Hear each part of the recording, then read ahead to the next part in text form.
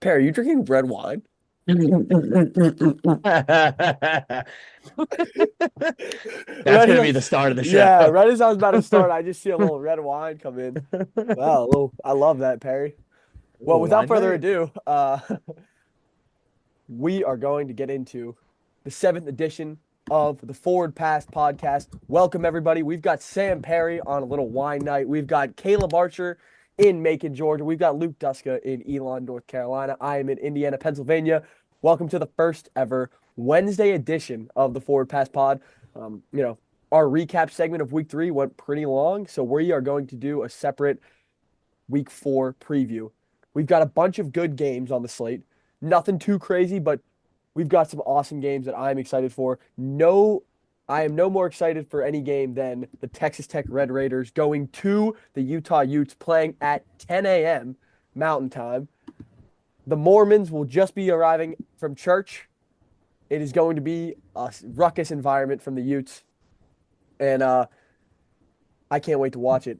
So, without further ado, we are going to get that game covered. Take it away. Yeah, absolutely. First off, great game. Hilarious that it's going to be a 10 a.m. Mountain Time start. That means these players are going to be getting up bright and early at about 4 or 5 a.m. at the latest to get prepared for this one. Going to be a rowdy atmosphere in Rice Eccles Stadium. Utah's home crowd is probably one of the more underrated in America. That stadium always has some weird stuff happening in it when there's a big crowd. Like last year, the BYU game, they could have won. USC a few years ago with Caleb Williams when they knocked him off, they had a insane performance. This is going to be an awesome environment for them. First off, so to start with Texas Tech, the away team, you're looking at Texas Tech. It's kind of the same old for Texas Tech.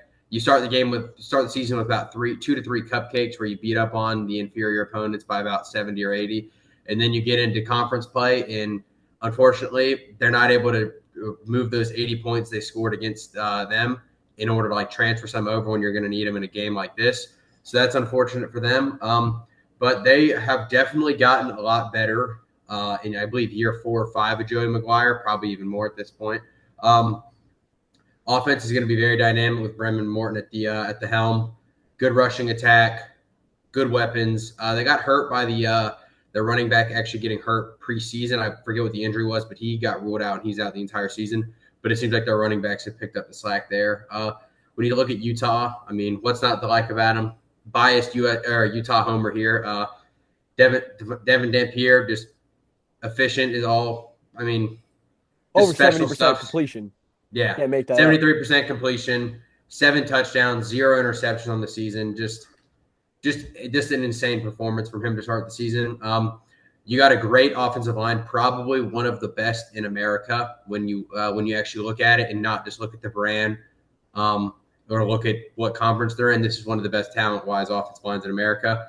Defense is always going to be good with Morgan Scaley. They run a little 4-2-5. We talked about it on the pod before week 1. We said it was going to give Nico fits. Shockingly, it did, but sarcastic because not shocking at all.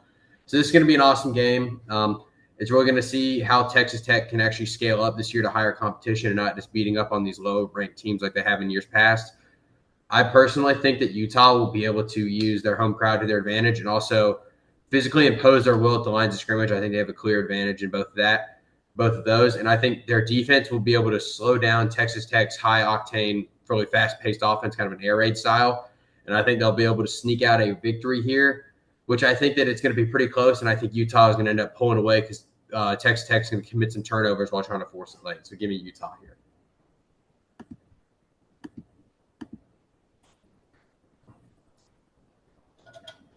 Duska, why don't you give your thoughts? Sure. It's kind of hard to get a good feel for this game. I think there's a lot of unproven on the Texas Tech end just because of how transfer laden the roster is. Utah looks supremely physical in their few games they played so far, but like Arch mentioned, they haven't really played any competition that warrants being super confident in their ability to scale up that level of physicality. So it's going to be a big test. A lot of questions to be answered on both sides. And like I said, hard to get a good feel, but I did have Texas Tech in the Big 12 championship game preseason. I also had them making the playoff as a sneaky second Big 12 team, getting in. I love watching this Utah team. Spencer Fano at right tackle is probably a day one guy, super fun to watch. But I'm gonna ride with my preseason selection in this one and go with the Red Raiders and friend of the pod, John Carlos Miller II. Yeah, I see a lot of similarities in this one with the Illinois Indiana game. It's kind of tough to get a read on some of these early conference play games when neither team has really played anyone of substance. That being said, I do think that Dampier is going to be the X factor in this game, and I'm going to take Utah at home. I will take them to cover the 3.5. I just think that their overall physicality is going to outmatch Texas Tech, and they will be put out. Yeah, I'm with you, Sam. I think the world finds out who Devin Dampier is this weekend, and I think the Utes win. In a close one, I do think Texas Tech, very explosive, very talent laden, but I do have the Utes. And with that, we are going to move on to the next game we preview, which is the Auburn-Oklahoma game. Now, this game, you've got Jackson Arnold returning to Oklahoma after a failed 2024 season, a 2025 season where he's looked really good in the run game. The pass game has been a little inefficient, but the Oklahoma Sooners have a huge win against a real team, and Auburn also has a huge win against a real team. Auburn beat Baylor, Oklahoma beat Michigan, and I'm excited to see what the pod has to say about this game. Yeah, I listed this one as the true running back off. I think Mateer he was definitely a weapon in the run game against Michigan. Didn't need to carry the load as much against that Temple team they played last week. So I'm thinking he's going to be a little more fresh going into this one. But there were serious questions surrounding the OU ground game at the end of last year, I'd say, and then going into this year too. I don't think that those questions have necessarily been answered. Mateer definitely takes a little pressure off of the run game just with his ability to use his legs to his advantage. But the vertical passing game against Michigan was definitely there, and they were pretty efficient on third down. So I'd expect that trend to continue against this Auburn team because they struggled a bit defending the pass against Baylor when they played them.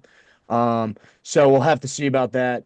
But I think overall, Brent Venables and co. They're going to find a way to slow down the rushing attack of Auburn. They're going to force Jackson Arnold into more third and throw situations, which he's very unproven so far this year, and they've really kind of struggled in the passing game. So that's definitely a big question. I think Venables will find a way to kind of stress that offense more and not allow them to run the ball as well.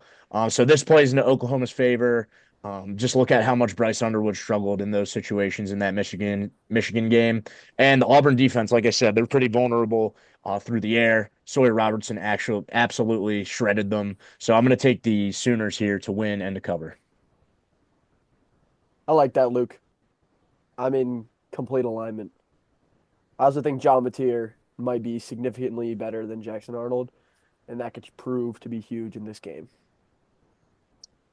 Yeah, I agree. I think Oklahoma definitely has the edge in this game, basically, or solely because I think this is a similar matchup that they had against Michigan, and that their Auburn's going to heavily rely on the run.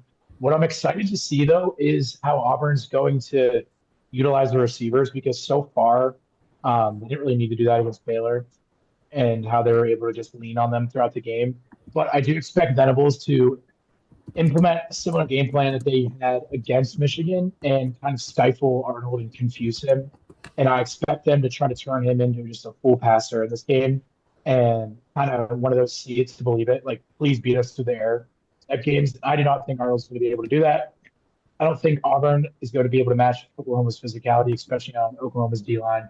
So I'm going to take Oklahoma to win and cover here behind the home environment, and they just are going to continue to roll as they get closer to the Red River Shootout here in a couple weeks. Yeah. Well, I guess I'm going to be the devil's advocate here. I am picking Auburn to win this game, Ooh. and I pick it. I'm thinking it from a few reasons. So I just think Michigan. The way that Oklahoma was able to stop Michigan's ground game was because they didn't really have to focus too much on Michigan's weapons and also their quarterback. And I think Auburn here is going to be able to stress them downfield and vertically more with a proven receiver room that is much better than Samaj Morgan and co. that Michigan had. I think that Cam Coleman,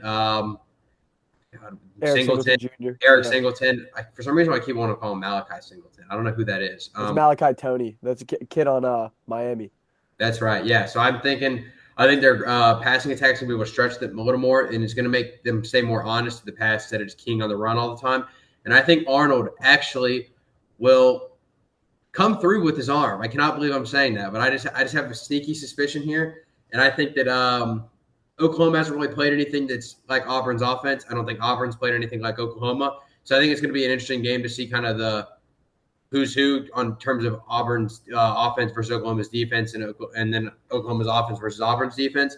But I'm just going to go with Auburn here. I think they can get it done. A little sneaky road victory for Jackson Arnold on his return to Norman. Very nice, Arch. The next game we're going to do is Illinois, Indiana. Perry, you've got this one.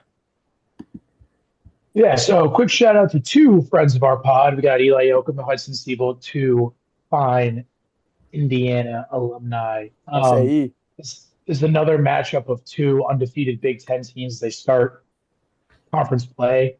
Indiana has played a daunting three-game non-conference schedule that has included Old Dominion, Kennesaw State, and the home of Larry Bird, Indiana State. Illinois played Duke a couple weeks ago in what people thought might have been a closer game based on the spread, and it was not. Granted, Duke gave them every single opportunity possible to run that game up, and Illinois did. So when I look at this game, it's really tough to get a feel because neither team has really been tested, especially physically. But what I will say about Illinois is they have kind of struggled early on to get off to these fast starts. And in Kurt Cignetti offense, I expect Indiana to come out flying, ready to play, airing the ball out early. What I really think the X factor of this game is going to be Altmaier and how he's able to handle going into what I believe will be a pretty ruckus environment. This is a night game, the NBC Big Ten primetime game.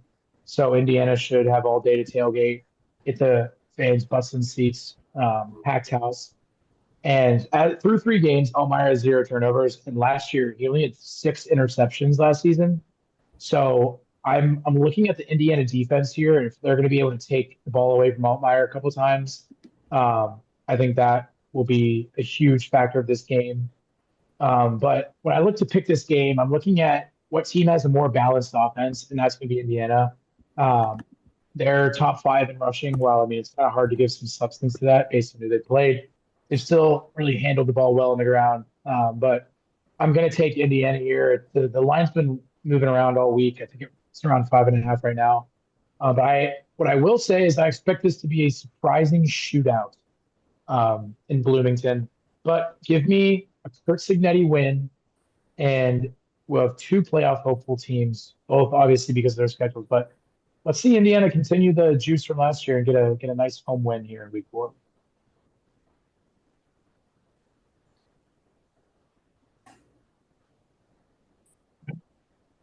Yeah, I'll echo. I'll echo what Sam said there. Kind of hard to get a feel for this one. One thing that stood out to me about Illinois in that Duke game was their inability to run the ball against the Duke front. They ran it for 2.9 yards a carry in that game. They also allowed 4 sacks and 10 TFLs. It's a pretty good Duke front, but I think that being able to handle a team like that who maybe is just a middle of the pack ACC team, being able to handle a front like that should be within the realm of possibility for an Illinois team that hopes to compete in the Big Ten and make the playoffs. So that stood out to me as potentially an issue offensively for Illinois. And Indiana, other side of the coin, really haven't played anyone yet. Few cupcake games, like Sam mentioned. So it's hard to get a feel, but I'll be looking out for that Illinois front, see if they're able to establish the run better and protect Altmaier, give him some time. But like I said, like Sam said, hard to get a good feel.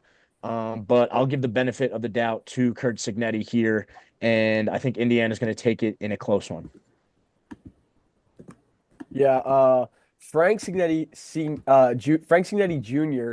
is my offensive coordinator at IUP. So I'm going to take the Cignetti family, Kurt Cignetti, who also coached. He was the head coach at IUP and a head coach at Elon in his time. So you just gotta think, he gets it done. I actually do like Fernando Mendoza on a serious note. If you watch some of the games he played at Cal, he was a pretty special quarterback. I think he's one of the most highly touted quarterbacks in this portal class. I think people are going to see that after they watch this game against Illinois. And not that I think Altmaier's that bad. I just think the ceiling of Fernando Mendoza is NFL level, NFL caliber play, high level NFL caliber play at his ceiling. So if we get that and Indiana can run the ball, which they consistently have been able to do under Kurt Cignetti and all of Cignetti's JMU teams, I think we see an Indiana win.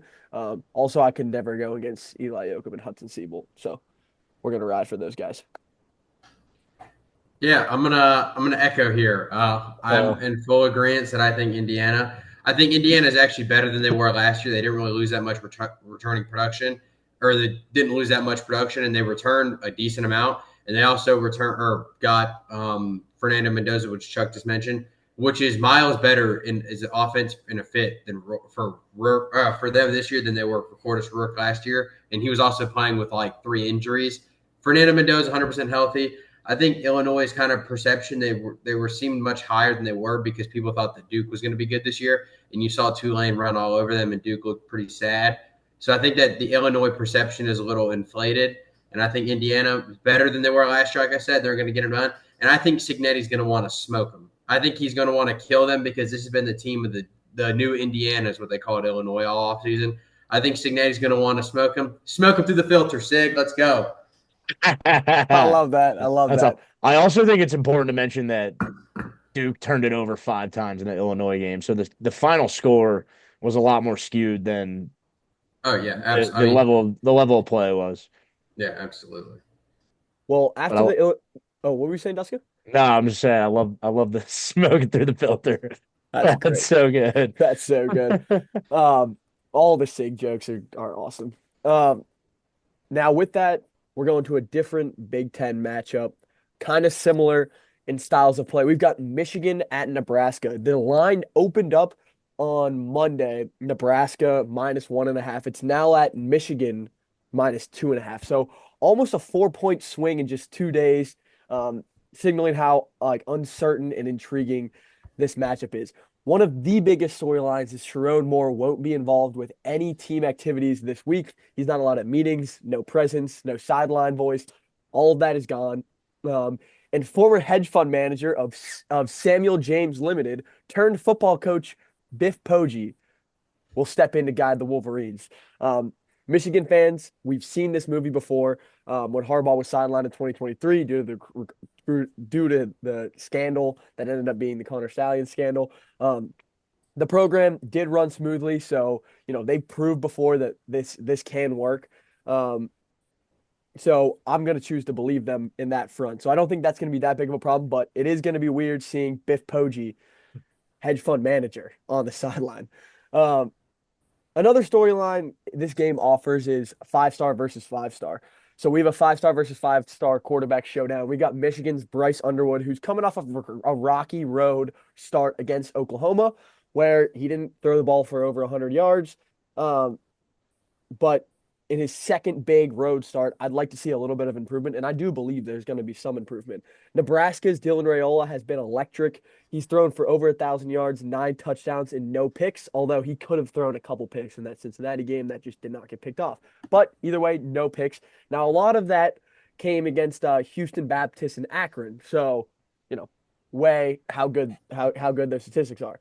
The Cincinnati game that Nebraska played did expose a couple of issues because they barely eclipsed 100 yards rushing, and they're going to need to do a lot more than that against a really stout Michigan front spearheaded by linebacker Ernest Hausman, number 15, who already leads the team with 20 tackles.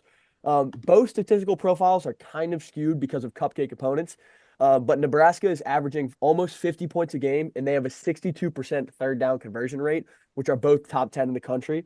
While Michigan has quietly leaned on its run game, which is top 15 in the country, averaging 242 rushing yards a game, and the most impressive stat, 12 rushing touchdowns. In my opinion, this kind of seems like it's a who blinks first type of game. So what I mean by that is Nebraska is going to rely heavily on the passing attack and Dylan Raiola, and Michigan would like none other than the game to be trench warfare. So one team wants to run the 400-meter dash, one team literally wants to swim 14 miles. So if the predictive stat I think could be which quarterback turns the ball over more. If you told me which quarterback turns the ball over more, I would probably tell you the winner of the game is the other team. So my lean is that Michigan's defense is built to force Nebraska into the 3rd and long situations. Just kind of how Duska was talking about how Oklahoma's defense might be forcing Auburn to be inefficient on 1st and 2nd down. I think Michigan's defense could do the exact same thing to Nebraska. This should be a physical war, but give me the Wolverines to win and to cover.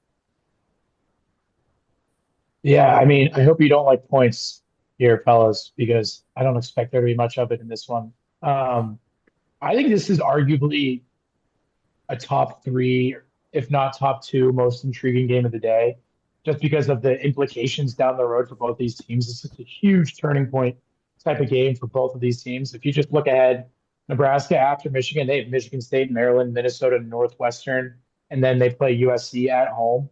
So if they can win this game, they hit the ground running. That being said, Michigan, another turning point game for them. They have a nice stretch ahead of them as well. So I also said last week or 2 weeks ago that I think that this Oklahoma game is going to pay dividends for Underwood because it was going to be the toughest, most likely the toughest, if not the toughest environment in defense he'll play until Ohio State.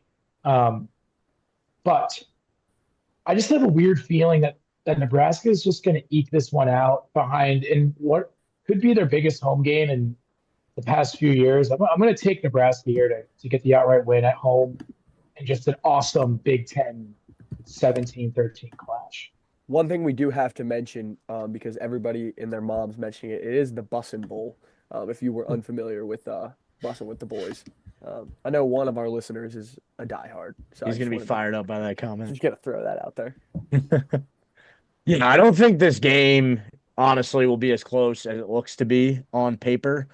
This Michigan team, they kind of feel like my baby. I'm just trying to push them along, support them in their path to playoff contention.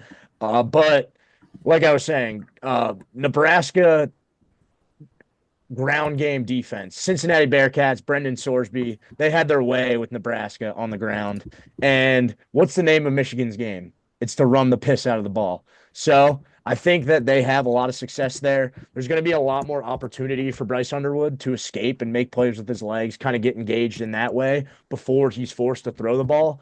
That those opportunities weren't there as much against Oklahoma. This Nebraska defense is not even close to that level of that Oklahoma defense. So I think that's going to make things a little bit easier for Bryce in the passing game, and look out for them to explode on the ground. Justice Haynes, Bryce Underwood, probably going to put up some big numbers if things go the way I see it. And I'll take the Wolverines here by over 2 scores. Ooh. Yeah, I'm gonna be going with I think the Wolverines are gonna get it done here in Lincoln. Chuck mentioned the fact that Sharon Moore is not going to be on the sideline for Michigan and not going to be involved with team activities. Good. Probably better for him this week. You saw what their offense could do whenever I feel like Sharon Moore is kind of trying to coddle their quarterback, Bryce Underwood, because obviously he's a true freshman. But you kind of saw the offense get unleashed, more vertical passing, more creativity with Biff Poggi at the helm last week. And I expect that to kind of translate to a Nebraska team that their defense did not look all that impressed with me versus Cincinnati. If Cincinnati's quarterback could complete the forward pass, we'd probably be talking about a Nebraska team with a loss here. I'm going to go against what Sam said, though. I think this game will sneakily have more points than you think, because I think Michigan will be able to hit so many explosive runs to be able to open up their passing game and get some more scores. So I'm going to go with Michigan here, and I think like Dusty said, I think they're going to be pulling away late, and I could see this being a 2-score game at the end. I like that, Arch. I like it a lot. The next game we're going to move on to, we're actually going to go from the Big Ten down south to the Big 12. But we've got Baylor versus Arizona State. It is at Baylor. My boss in the finance and economics department at the Eberly School of Business is going to be boots on ground. Her daughter is in the Baylor marching band. Thought that would be a little nugget. Nice. So the pod is Respect. everywhere. Friend of the pod. Will be boots on the ground. But these are two programs sitting at fifth and sixth in the Big 12 odds. This game means a whole hell of a lot for both programs. Both are sitting at 2-1, and they could really use this win. Both teams have tested themselves against SEC opponents and came up short. Baylor fell to Auburn, while Arizona State lost a heartbreaker to Mississippi State. We've talked about both those games. Baylor quarterback Sawyer Robertson has been the sharper of the two quarterbacks this season thus far, nearly doubling Sam Levitt in both yards and touchdowns while throwing just 2 interceptions compared to Levitt's 3. Arizona State, on the other hand, has leaned heavily onto its top 20 rushing attack, powered by a 1-2 punch of Raleek Brown and Kanye Udo, the Army transfer. The backfield produced over 200 yards against an SEC front, which may cause fits for this Big 12 front that Auburn kind of ran the rock out of. Jordan Tyson, though, Arizona State's leading receiver, he might be the best receiver in the country we've seen thus far. But beyond him, no other Sun Devil has 100 yards receiving this season. So it's kind of a one-trick pony in the pass game. Maybe that could be why, for some of the reason that Sam Levitt has struggled. Baylor, on the other hand, has a great passing attack with, I think they have 6 different receivers over 100 yards and 10 receptions, which is pretty cool. But they only have one back with over 300 yards, and then everybody else from there. His name is Bryson Washington. Everybody else from there they've not been very productive in the ground. But these defenses both are respectable. I do think Arizona State's defense is slightly better. Arizona State is the 27th ranked rush defense in the country. They've also been more reliably situationally. They're 33rd in the country on third downs. Baylor's defense hangs its hat on it's pass defense, which early in the year people thought, maybe that might be a huge problem. They're actually 34th in pass yards allowed, but they are 115th against the run, which plays right into what Arizona State probably wants to do, which is get their two backs going downhill. That's what they did against Mississippi State to claw their way back in the game and take the lead. I foresee them doing the exact same thing for this game. Baylor's overall run defense is also 80. Overall defense is just 84th in the country. So, or their rushing attack is 84th in the country. I don't know if they're going to be able to run the ball on Arizona State like Arizona State is going to be able to run the ball against them. I like both these head coaches. Dave Aranda, he has a steady hand, good defensive play caller, and you got Kennedy Dillingham, who is full of energy. I really like his enthusiasm. But this matchup kind of feels like strength versus weaknesses. Baylor's run defense has holes, and Arizona State has the exact personnel to exploit it. If Levitt can simply manage the game and not turn the ball over, I like the Sun Devils to go down to Waco, Texas, and pick up a massive road upset. But I do think Sawyer Robertson might have something to say about that. Watch out for an instant classic. This game, I think, is like a one-score game. I think it could be something like Arizona State 31, Baylor 28 type of game where, we see a game-winning field goal. I'm all in on this watch. Couldn't have said it much better myself. I think a big story in that Mississippi State game was how poor Sam Levitt played. He looked pretty flaky and out of rhythm the entire game. But the fact that Arizona State was able to respond in that second half and do what they did on the ground, I think that should give them a lot of confidence that they can, if things aren't going their way, they can rely on this ground game and make things a little easier on Sam Levitt. But at the same time, I still think Sam Levitt's a pretty elite college quarterback and think he'll have a good bounce back game here. I'm going to take Arizona State in this one. For the record, I really agree with that, Dusty, because I think Sam Levitt could sneaky be a first-round quarterback in the NFL this year. Now, he's done nothing to prove my point so far, but last year he really had a good season, and I think this could be a huge get-right spot for him. Yeah, find me a team that Vegas loves more than Baylor. Baylor favorite in this one, which is a little bit surprising. But I think this is one of, again, similar to Michigan, Nebraska, is going to be another awesome, underrated game this week. A huge game with Big 12 championship implications. Granted, both teams have non-con SEC losses. But yes, give me Arizona State and Sam Levitt to pull this one out in Waco. And another, like you said, Charlie, just an instant classic. I'm going to take what I believe will be the more talented quarterback in this game and Sam Levitt. A little bit more talent overall in Arizona State to exploit some of Baylor's defensive weaknesses like Auburn was able to do in the run game and pull it out. That shit-eating grin. I wonder what Arch has to say. Well, yeah, I mean, if I'm gonna match up and be consistent with my preseason Big 12 prediction, I had Utah versus Baylor. So I feel like since I already picked Utah, I have to go with Baylor. I feel very I would feel a lot better about this if Arizona State had actually beaten Mississippi State, because I think that would have shown that I think it would have I don't know what it would show, but I would just have a better feeling about it if it was a Baylor. And it's also weird to me, like Sam mentioned, that Baylor is going to be favored in this. But I do think that Baylor is going to have some success throwing the ball. Blake Shapen had a pretty good game versus them. Arizona State secondary is definitely not as great as I think it was last year, but also last year their secondary wasn't all that good anyway. I do think that this is going to be an interesting game because Baylor's defense looked horrendous versus Auburn. And I think that Arizona State is going to be able to run the ball really well on them. And I think that's going to open up Sam Levitt and Jordan Tyson and the other weapons to get going. But I think Baylor has more offensive firepower. And from what I've seen so far this year, and I'm not factoring in last season, I think I would take Sawyer Robertson over Sam Levitt right now. And I think that Sawyer Robertson is in a much better groove, and I think he's going to push Baylor to a victory at home and guide himself to the first step of going to the Big 12 title game, to lose to Utah, unfortunately. But Very nice, Arch. Very nice. Yeah, I think Sawyer Robertson's he's been the better quarterback this year. Like not a crazy thing to say. You're right. I don't think it's necessarily close, but it's also like I think Levitt's played a harder-ish. I don't know schedule. I mean, he just played worse. The Sawyer Robertson has balled out. He profiles very well. Now we're gonna move into a game where the away team might not profile as well. This is the South Carolina Gamecocks going to the other Columbia, the fake ass Columbia, and trying to get a win without Sellers, which could string massive problems. We never know. We have our ears to the ground in Columbia, South Carolina.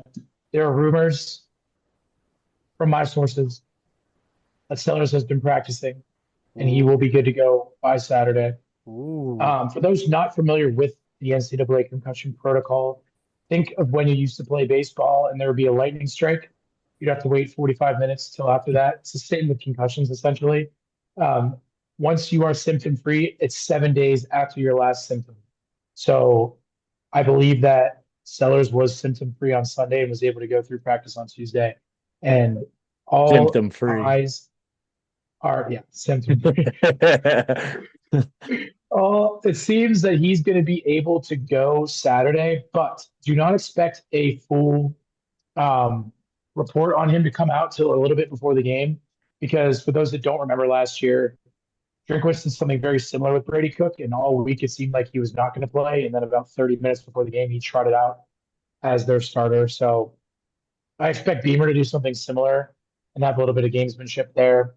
But it seems like Doty will be the guy if Sellers can't go. That seems to be one of the main stories of this game. But anyway, let's get into what I think are going to be some of the keys of the game. The first, I think, is going to be the turnover differential. Can South Carolina find a way to make a splash play on defense, especially if Sellers is not able to go? Is that defense going to be able to make a big sack on like the 35 to knock them out of field goal range? Will they get a strip sack on Bo, a fourth down stop on 4th and 1? Something that'll just turn this game on its head, especially early, and keep this game close down the stretch. The second key to the game is going to be Ahmad Hardy. And all signs are pointing to him having his way against the South Carolina front that has not shown much life through 3 games. And he has had 460 rushing yards through 3 games. So you do the math, it's around 180 per game. So South Carolina's defensive line is really going to have to take a step up.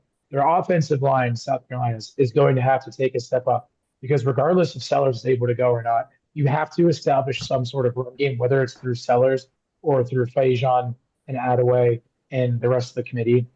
So that all being said, I expect a Beamer spot, like I said last week. I expect this team to be motivated all week, to hear the media outcry. I expect play calling to take a step up, and South Carolina to find a way to muck this game up and escape Columbia, Missouri, and the season will be back on. That is Art, all. you got something to say about that?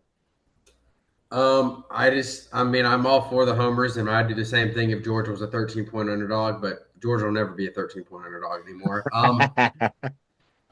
I think just the way this game profiles, I think you're seeing a South Carolina team that is a lot worse than people thought. Granted, through 3 weeks, so a lot of time, there's 9 more weeks this season for people to be right on their predictions.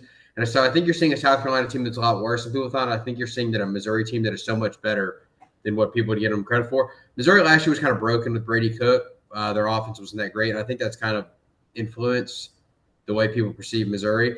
I just think Missouri is going to be the much better team here. I think that South Carolina will have the edge defensive line, but I think one of the standout players in this game, I think, is going to be Damon Wilson, Missouri's edge. He's a Georgia transfer. Horrendous loss for Georgia. I was really sad when he left. He's going to be able to, if Sellers plays, he's going to be their spy. He's going to be their do-it-all guy, but he's also going to be able to rush the passer and get after you.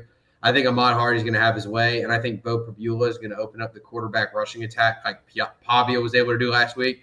And I think Prabula is going to be able to take I think Missouri's weapons are better than Vanderbilt's, and what you saw what they did to South Carolina, no offense. So I just think that Missouri is going to have some success, and I think they're going to pull away here. I'm not confident on how large it is because these are the exact spots where South Carolina shows up when their back's to the wall and does something about it. But I do think Missouri is going to get a win here. This game's not going on the pick'em, so I'm going SC. I'm riding with you. If we come on the pod on Monday, I want to be able to celebrate. The line is moving down. Yeah, I was always pretty impressed with Bo Prabula when he would come in garbage time spots for Penn State. Thought honestly at points he offered a little more to that offense than Drew Aller did, but obviously Penn State sided with Aller. Prabula made his way down to Columbia, Missouri. They've been pretty impressive so far. He played really well in that Kansas game. I think this South Carolina team, even if Lenoris plays, they'll still be a bit limited offensively, and I don't know how willing. I mean, he's going to be playing in a football game. I don't think he's going to be thinking about his concussion if he decides to scramble on a play. I don't even want to say that. But still, I think the South Carolina offense might be a little limited, even if Lenoris plays. I'm going to echo Arch here and take Missouri. People there's some people that are like really in at Penn State that would always question them not giving Prabula more of a chance. Remember Connor Kraus, if you ever listen to this, Kraus would always say that Prabula was more of a baller than Aller was. He's dynamic. Like Aller. JT Daniels or Stetson Bennett, though? Age-old question. Obviously, JT Daniels. Yeah. For the audience, I will say that was me and Arch got into the very intense screaming match over Stetson versus JT. Who came out on top of that?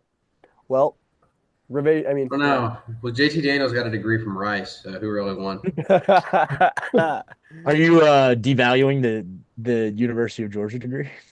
No, but Stetson never received his diploma and walked, so because he never graduated. So unfortunately, he's not. Did he really not graduate? Nope. Are you serious? He was at Georgia, went to a community college, and back to almost Georgia. Impossible. I thought he was like a fifth year. Dude, he'll probably never listen to this. His major was downtown Athens every day. I know. Yeah, I bet. He was there every day. He was okay, there. Still. Baller. Yeah, hey. Wasn't he a fifth year too? Yeah, that's what I said. Fifth or sixth year. Yeah. Finished he won two. No, he didn't. He didn't. I think, dude, because 2 years he went to Jones Community College in Mississippi. I think some of those credits had to have transferred. I don't know. UGA might be stingy. UGA peed on my Elon transcript and said none of those transfers. So he was still there for a total of 4 years though, and guys graduated from there in like 2.5 years. Like, right? Well, yeah. Well, like I said, his major was downtown Athens, and his minor was football. So it didn't really. Downtown Athens, good time. Yeah. Can't blame them. Yeah. No. That is 1 year true. ago today, Arch, we were in downtown Athens. Yeah. Horse and carriage. That's awesome. Hey, quickly, we are going to get Duska's thoughts on a Florida Miami game. A Florida Miami game that is only a 7.5 point line. Am I right about that? Yeah. Yes. Mhm. 7.5 point line. Can Florida get frisky? Yeah. So I don't think it's really necessary to talk a lot about matchups in this game here. Billy Napier might be coaching for his job at Hard Rock Stadium on Saturday night. Unfortunately for Billy, it's going to come against a team that's looked like a top 5 team through the first 3 weeks. They have weapons on both sides of the ball. It's been 2 tough games in a row for Florida. I still think they're going to come out with some juice. The defense came out with a lot of juice against LSU. Unfortunately, DJ Lagway decided to turn it over 5 times, so kind of fizzled out a little bit. But the defense has kept them in games so far. And honestly, I could even see Lagway and the offense coming out a little hot, looking to respond to some of the adversity they faced last week. Maybe even putting 1 or 2 touchdowns on the board early. I'm looking to see them rely more on the ground game. They've ran it pretty effectively behind a strong offensive line. Jaden Ball has been probably the only bright spot on the Florida offense. And I don't know if they've utilized him enough through 3 weeks. And I think Florida, another important aspect, is going to see if they can utilize Lagway's legs a little more, get him involved in the game in that way, and kind of put a little less pressure on the forward pass for him, because that's probably what he needs at this point. But even if Florida comes out hot, I think this Miami defense is good enough to respond. They have 2 NFL edges, Akeem Mesidor and Ruben Bain, who absolutely gave it to Notre Dame in that opening game. The offense, Carson Beck, they have probably the best offensive line in the country, and their weapons offensively, I think they're all a little too seasoned to not be able to answer scores from Florida and hang around until they're able to land a couple haymakers of their own and put this game away. So I think Florida, they're going to be able to keep it close, but Miami's going to be able to respond to any adversity just because of the experience they have on this roster. So even if it's a high-scoring shootout or a trenches defensive slugfest, I still like Mario Cristobal and the Hurricanes to come out on top of either of those situations. But I think Florida potentially covers here.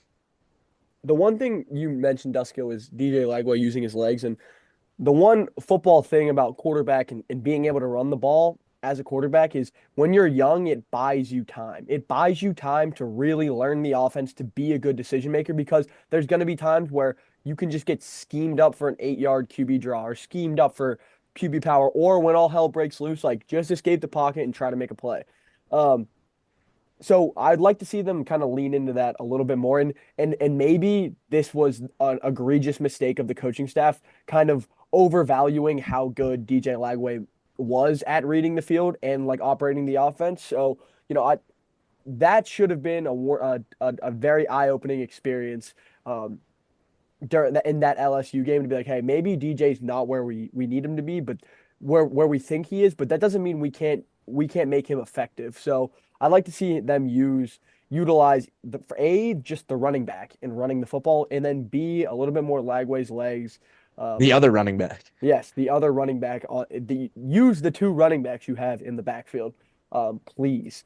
But I do think Carson Beck, he's a really good quarterback, maybe the best in college football we've seen thus far.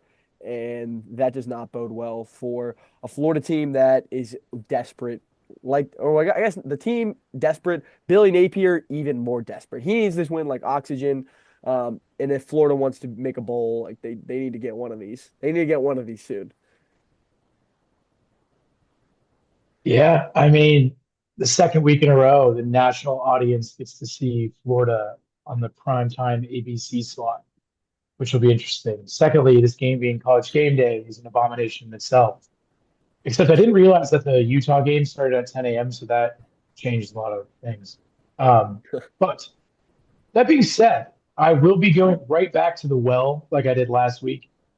I think another one of those like weird feelings. Miami profiles better. They have the common opponent. They've been playing amazing. They're a top 5 team.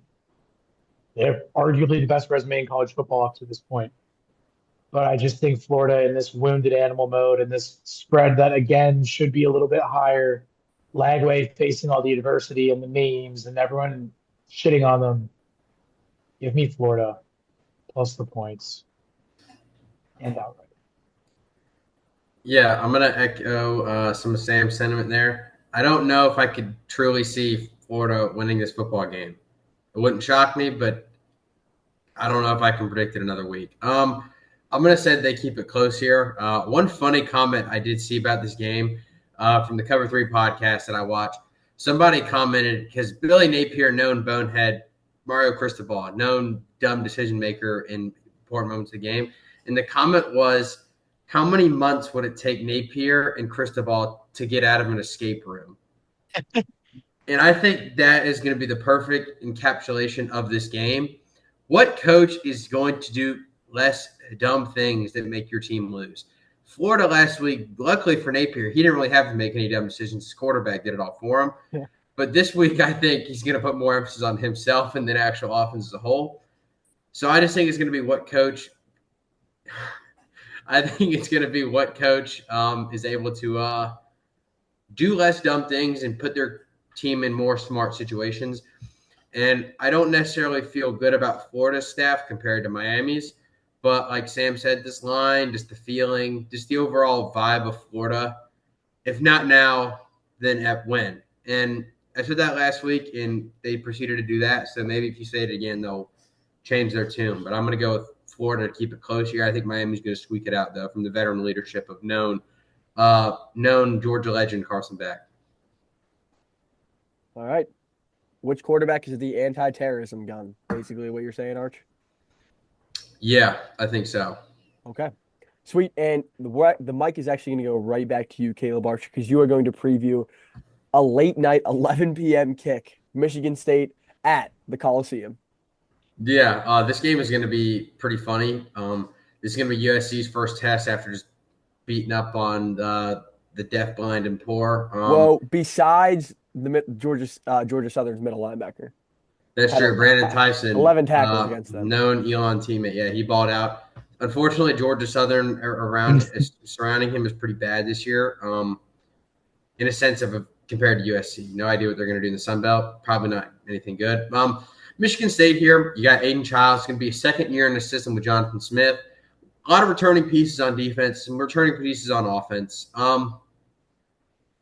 It's a pretty tough matchup to kind of predict because Michigan State has played the likes of not anybody special. They put their best team they played was Boston College, and Boston College probably should have beat them. Boston College's quarterback and offense also had a field day against them. And I think the Boston College's quarterback is going to be worse than Miami here, and I think USC's weapons are going to be better than Boston College's, obviously. So I think that USC is going to be able to score at will on Michigan State secondary. That's analytics-wise and PFF grades are pretty poor in the country. They were in the lower half before. They were in actually the 120s before the BC game. Probably got a little better since then, but still not going to be anything special. But on the other side, I think Michigan State's going to be able to take advantage of USC defense. It really hasn't seen the speed that Michigan State's going to be presented with them. And I think Childs is pretty dynamic. He's due for a few whoopsie daisies every game where you're like, what in the world? But I don't think that he's going to be able to I don't think those are going to be as costly here. And I think they're actually going to be able to score on USC. I think this is going to be like an overfetched late-night dream. I think there's going to be a lot of points here. I think USC is going to edge them out because I think their talent profile is better. But I also think that Michigan State is going to be their first real test this year, so I think it's going to be a little shock to their system. I would not be surprised if Michigan State got out to a little lead here. Problem is that Michigan State is going to be traveling 2 or 3 time zones over. It's going to be a late kick their time. I believe it's like a 10 or 11. So it's going to be tough to see how they respond to that body clock when they travel. I mean, this is getting in the weeds here, but when do they go to LA? Like, how do they get acclimated? Is going to kind of determine how they start this game, but I think they got a chance to keep it close here. Yeah, my favorite receiver in the country plays for USC, and I think his name is Mekhi Lemon. He's number 6. He plays out of the slot a lot. Polynesian kid. He's wonderful. He's got great body control. He catches the football well. He runs incredible routes, especially outside of the slot. Man covers, he'll torch you. He runs a great box fade, can go up and get the football. And then they also pair Makai Lemon with Jacoby Lane, who, if you don't know Jacoby Lane, he's a 6'4". He's number 8. He's a 6'4" true X receiver, and he makes some of the most incredible catches you will ever see. He's got sticky hands. His route running is a little bit unpolished, but um, I do think this USC offense has a chance. Like we say a lot about Lincoln Riley offenses, this offense has got a chance to be super special with Maeva at the helm. I like USC to win this game, but I do like Michigan State to cover. And this is going to be a late night bar watch. It should be fun. I saw this on the slate and thought this will be fun. Yeah, I agree, Charlie. This will be fun. Not many sober eyes watching this game. No. I'm not going to dive too much into this. Couple ice. I'm going to take USC here.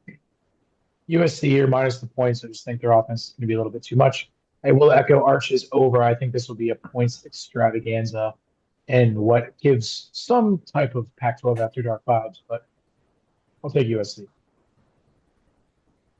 Yeah, I don't have a ton on this one either. It's going to be a fun watch on the bus home from Johnson City late on Saturday night. I'll take USC as well. which moves us right into the Superdog segment. Arch, why don't you start us off? Yeah. Well, my theme this year on the podcast has been kind of to fade Vanderbilt. But unfortunately, it really hasn't gone as well. So why not do it again? Taking Georgia State here. TJ Finley, known veteran, been around the block, about 6 different schools, enrolled at Georgia State about 2 weeks ago and suited up. Do you think he'll get an undergrad degree? Absolutely not. I mean, his academic advisor is probably working till midnight every night to work out the transfer credits. But I think that he is not – if you're able to revitalize some of the stuff he had at Texas State about 2 years ago with G.J. Kinney, with Georgia State, their coaching staff's fine. A lot of ex-Georgia guys there. Their head coach is an ex-Georgia coach. Is Coach Banks there? Banks. Remember the old Elon DB coach? Oh, my God. Remember he was like this – he might be. Right? Coach Arkita Banks? Yeah, Arkita Banks. Let's look that up. I got you. Arkita Banks? No, he's at ECU. Ah, okay. Never mind. Yeah. He's a senior defensive end also. Georgia State's got a good receiver named Ted Hurst, which I think he's going to be a dynamic playmaker here. And it's 27.5. People are going to say, oh, Georgia State beat them last year. Vanderbilt's going to come out hot and try and kill them. You can't kill a Panther. You just can't. So they're going to come out. They're going to keep it close. And I'm looking forward to a good game. Quick nugget. TJ Finley is an official graduate of Auburn University. Oh, nice. Good for him. Good on him. That's awesome. That's probably the best school he's been to out of all of them. So, yeah, dude, what a good degree. Sam, do you want to do your super dog? I will. Yeah, just look at the board. If you're also wait before we do this, I'd like the audience, if you're watching, to just take a wild guess on Sam's Superdog. Close your eyes. Just take 5 seconds. 1, 2, 3, 4, and go, Sam. No further analysis. I like it. I like rolling with your guns. I guess I'll go. I took Michigan State. It was 15.5. It's now 18.5. I'll take the points gladly. But this is the first legit defense that USC has played besides Brandon Tyson, as we've already mentioned. I want this to just be an interesting late night bar watch, and because I want that to happen, I'm going to predict it to happen. I do think if you want it to happen, it will. So we know the rules around here. Exactly, we know the rules around here. And I do think this would be fun. The bar around here serves Icy Light Mango on draft. And I'd like to have one in my hand and watch a close football game. All right, I'll take us home here. I think it would be unnatural for Georgia Tech to not overlook Casey Keeler and the Temple Owls after their biggest win in the Brent Key era. I think the Temple Owls are going to find a way to muck things up with this Georgia Tech team. There's not much to be said about their offense or defense, but I just have confidence in Casey Keeler and their ability to muck things up here. I think they'll be able to sneak a couple of touchdowns on the road. They're 23.5-point underdogs. So Why does that seem kind of low? The same Because as it is. Oklahoma. Yeah, doesn't that seem a little low? yeah, right. No, but I get that, Dusko. That Serious, Vegas obvious knows something. letdown spot for Georgia Tech. Probably overlooking Temple, which, I mean, you can't really blame them for that. But they have an ACC schedule coming up. They have a lot of work to do in their conference this year. So I think the Owls find a way.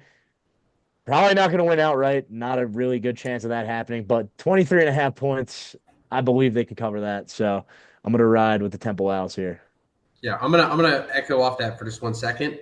I think they're doing the same thing that me and Dusk were talking about last week with West Virginia losing to Ohio on purpose, might I add. They did that on purpose. I think Temple got beat like a drum by Oklahoma, so the Georgia Tech, after a huge win versus Clemson, it's like, oh, Oklahoma killed them. Not Can you so really? fast. They're so Yeah, bad. Oklahoma killed them. Wait. Yeah, wait. So I think it'll be funny. AC I Keeler, think known winner of a lot of football games. that's true. I think it goes in Temple's favor as well. Haynes King just carried the ball about 30 times. I don't think they're going to carry it 30 more. Let's let him throw the ball, Georgia Tech, please.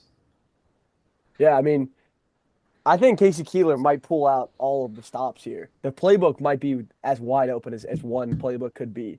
Philly Which could, special is in the playbook this that week. could be a huge thing. I'll tell you one thing. When I was playing for the Pine Richland Rams and we played a bad opponent on Wednesday and Thursday of that week, sometimes we'd sneak in a couple periods of the next week's opponent just to a look ahead spot. That's what you think about. I don't know if you should be doing that against the Owls. This is an So Owls fast. podcast. This is an Owls podcast. No doubt. Yeah. That might be the No. prevailing team of this podcast, the Temple Yeah. Owls. Yeah. Known appreciators. Yes. Who's the Temple quarterback? Evan Simon. He's horrendous. You should not look him up if you do not waste your time. We threw like 6 touchdowns against UMass. Well, yes, that was because Well, you one of asked the for a team in the FBS. Evan Simon ball all over Atlanta on Saturday. Look out. This is a Temple Owls podcast. I love it. I love it. Hootie who? Duska, how many Temple games do you think you've been to in your childhood? Probably at least 20. That's 15 awesome. to 20. We used to, I mean, tickets were real cheap when I was younger. So my mom, nothing to do on a Saturday afternoon, she'd take me and Jack down to Lincoln Financial Field. We watched the Owls play. I remember very vividly, first game I went to, they played Bucknell. Ooh. Yeah, gave Bucknell a lot of fits that game. Good game for the Owls. I sure hope so. Sam, do you remember the Colgate game we watched at Navy on that trip we had? No, they played Fordham. Oh, it was Fordham. Dang it. It was Fordham. Great call. He stayed in Dude, that great house call. with like 2 bathrooms. Yes. I thought it was Colgate. That's a great call. Fordham. Yeah. First Same- play of the game, Navy forced a fumble on the kickoff. Yeah. I think we that was when Malcolm Perry came off the stands to get Oh, they had to take him out because your friend was playing quarterback. Will Worth. Well, The white Tago kid? Smith got hurt, and then Will Worth Yeah. comes in. Yeah. And you then Malcolm you got a came out picture to with the Will crowd. Worth. And then actually at the end of that year, so Will Worth takes Navy They on a beat magical. Houston. Yeah, he takes Navy on a magical run, and then the run ends when he gets hurt in the first quarter against the Temple Owls in the AAC championship game in 2016 versus the Matt Rule Temple Owls. So, just nugget for the audience. What should our trivia question be? All right, I got one. If you are still here and you've made it through Pod 1 and Pod 1 Part 2, you're at the end, put in the comments, don't look it up, put it in the comments the 5 schools TJ Finley went to without looking it up. Oh, I kind of want to guess. I think I know who they are. Can we talk about it here? Well, just pause the pod and then comment But yeah, Yeah. I'd like. I had a trivia One of question them for you is guys. I one was of them reading is about this Texas. last night. Oh, go ahead. All right, quick trivia before we end. I saw a tweet last night, and I like went a little rabbit hole. What do you think the highest viewed college football game of all time is? Texas USC national championship. Vince Young. Is it that? I think it'd be something more recent, right? No. I'm gonna say it's. I think it's Alabama Clemson when Clemson went on the Hunter Renfrow zig route. That's good. Oh no, it's Alabama Tennessee from 2022, isn't it? I feel like it Hampton wouldn't. Elon 23. Hopefully, Hampton Elon 24. Hopefully, no one watched that. Yeah.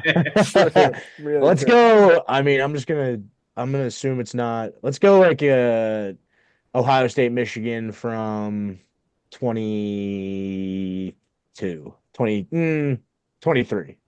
Charlie was USC Texas. Ah, Number 2 was the Ohio State Oregon Natty. oh, Oh, I remember. Sam, you remember watching that? That doesn't make Yeah, sense. the ski house. Ski House, West Virginia. Also, I just want to clarify one thing. It wasn't Temple Bucknell. Must have been a different orange color scheme. I was like 10 years old at the time. So, but I looked up the last time Temple played Bucknell. It was 2019. So it was definitely way before that. And then the last time before that was 1970. So I certainly wasn't. I certainly didn't attend that game. So who was it? They probably played UTSA. Campbell? Sam Houston? It was an orange team. I don't know. UTSA. I don't know. I'll have to do a little 100% digging UTSA. because I don't even know what year it was. I know I was. They're just in really the young. American, so it's probably UTSA. Well, No, UTSA wasn't in the wasn't in the American American then. at that Also, point. I don't think the American existed yet. So Well, Was it like a Syracuse non-con game? no, because they won. So I don't. Yeah, they weren't beating Syracuse in like 2012, 2011. was it Orange or was it Garnett? It was probably South Carolina.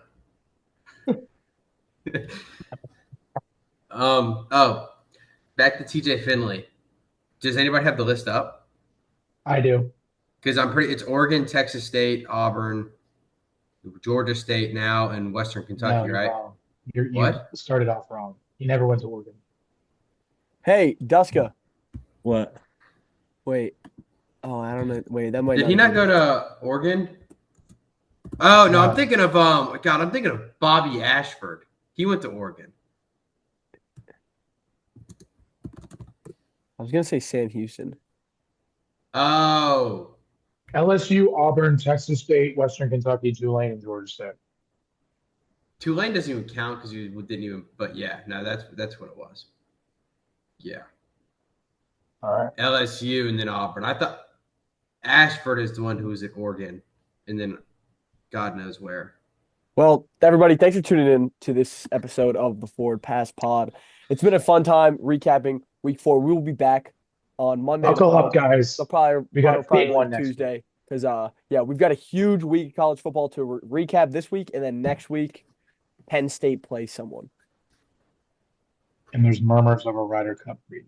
Ooh, yeah, there have been murmurs that there's gonna be a special Ryder Cup pod. Who knows And though? there is rumors that one Big Ten team that's pretty good will be going down on the West Coast next week. Ooh, I wonder who that is. somebody believes in the Nittany Lions. Oh no. I sure A hope team not. is Not so a fast. team my is friend. a team from the East Coast is getting beat on the West Coast next week. Oh, is getting beat on the West Oh, Coast? yep. I know exactly. Don't say it. I know what you're thinking. There's rumors. Oh, it is a Washington spot. We will see if they come to fruition. I can don't neither spoil confirm it. nor deny those allegations. Okay, sweet. Well, guys, thanks for listening. Fellas, thanks for doing the pod. This has been awesome.